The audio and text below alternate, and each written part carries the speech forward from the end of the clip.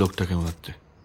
তখন আমি ওকে বললাম, বোঝালাম, দাদা পাগলামো করিস না।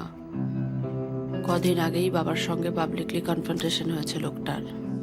ওই শয়তান লোকটাকে তখন মারলেই আমাদের উপরে সন্দেহ আসতো।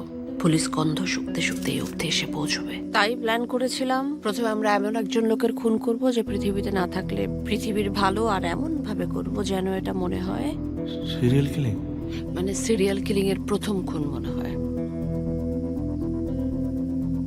আর দ্বিতীয় খুনটা হবে আসল খুন, প্রতিশোধ। আমি চেয়েছিলাম যে দুটো খুনের পর খুনগুলো থেমে যাক, মানে পুলিশ ধরে নিক খুনি থেমে গেছে, মারা গেছে, কিংবা পরের ভিকটিম বাঁচতে সময় নিচ্ছে।